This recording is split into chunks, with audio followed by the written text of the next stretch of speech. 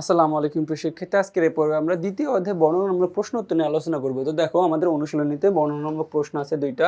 তো আমরা হচ্ছে কি এটা নিয়ে প্রথমটা নিয়ে একটু আলোচনা করি। আচ্ছা, এক নম্বরটা বলতেছে দেখো যে বাংলাদেশের মুক্তিযুদ্ধকে জনযুদ্ধ বলা হয় কেন?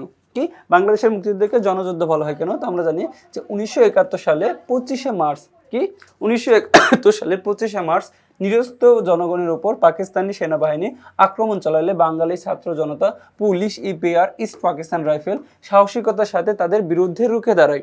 বিনা প্রতিরোধে, কি বলতেছে দেখো, বিনা প্রতিরোধে পাকিস্তানি সেনাবাহিনীকে বাঙালি ছাড় দেয়নি, বাঙালিরা কি ছাড় দেয়নি। দেশের জন্য যুদ্ধ করতে গিয়ে বহু মুক্তিযোদ্ধা বিভিন্ন রণাঙ্গনে শহীদ হন, আবার অনেক গুলি খেয়ে কি আহত হন। তাই মুক্তিযোদ্ধাদের এই ঋণকে কোনোদিন কি শোধ হবে না। জাতি চিরকাল মুক্তিযোদ্ধাদের কি সূর্য সন্তান হিসেবে মনে রাখবে।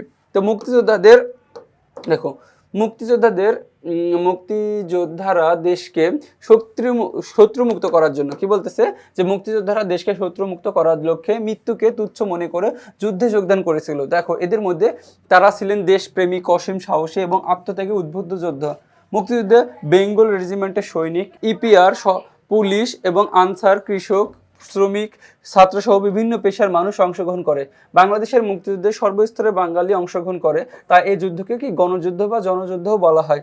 বাংলাদেশের মুক্তিযুদ্ধের মূল নিয়ামক শক্তি ছিল জনগণ। তাই মুক্তিযুদ্ধ শুরু হলে বিভিন্ন রাজনৈতিক দল, ছাত্র, পেশাজীবী, নারী, সংস্কৃত কর্মী সহ সর্বস্তরের জনগণ নিজ নিজ অবস্থান থেকে কি যুদ্ধে ঝাঁপিয়ে পড়ে।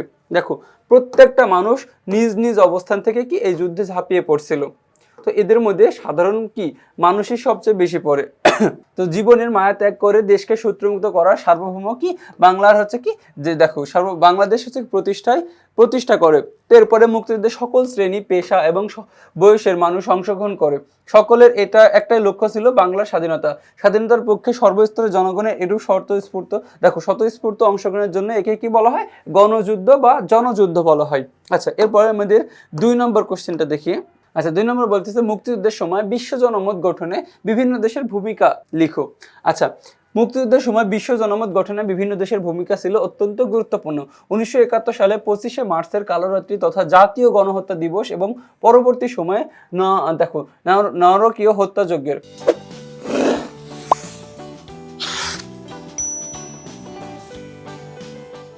বিরুদ্ধে বিশ্ববাসী সোচ্চার হয়ে ওঠে। গোটা বিশ্বের জনগণ প্রত্যক্ষ ও পরোক্ষভাবে বাংলাদেশের স্বাধীনতা যুদ্ধকে সমর্থন জানায়। বাংলাদেশের স্বাধীনতা যুদ্ধে সরাসরি সমর্থন জানায় প্রতিবেশী রাষ্ট্র ভারত। পাকিস্তানি দখলদার বাহিনী যে নারকীয় হত্যাকাণ্ড, লুণ্ঠন ও ধ্বংসযজ্ঞ চালায়, ভারত তা বিশ্ববাসীর নিকট সার্থকভাবে কি তুলে ধরে। ভারত লাখ লাখ শরণার্থীকে আশ্রয়, মুক্তিযোদ্ধাদের খাদ্য, বস্ত্র, চিকিৎসা, অস্ত্র সরঞ্জাম এবং প্রশিক্ষণ দিয়ে সাহায্য করে।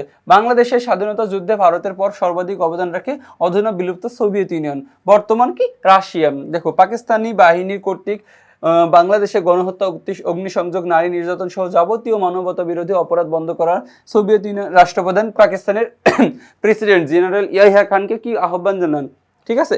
এবং জাতিসংঘের মার্কিন যুক্তরাষ্ট্র পাকিস্তানের কি যে পক্ষে যুদ্ধ বন্ধের কি ঘোষণা দিলে, দেখো প্রস্তাব দিলে ভেটো বিরোধিতা করা হয়, ভেটো প্রদান করে তা বাতিল করে দেয়।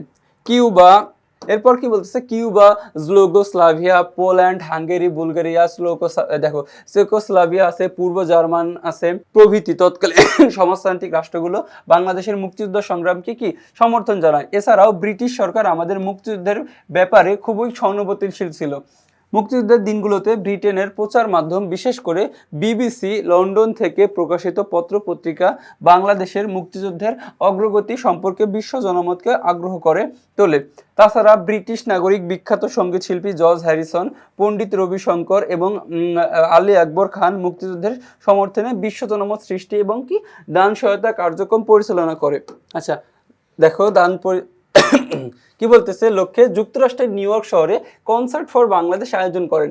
ব্রিটেন ছাড়াও অস্ট্রেলিয়া, তৎকালীন পশ্চিম জার্মান, ফ্রান্স, ইতালি, জাপান এবং কানাডার প্রচার মাধ্যমগুলো পাকিস্তানের হানাদার বাহিনীর বিরুদ্ধে কি হয় জনমত সৃষ্টি থেকে সাহায্য করে। তো দেখো, আমাদের মুক্তিযুদ্ধে এই সব দেশগুলোর কি ভূমিকা ছিল অত্যন্ত গুরুত্বপূর্ণ।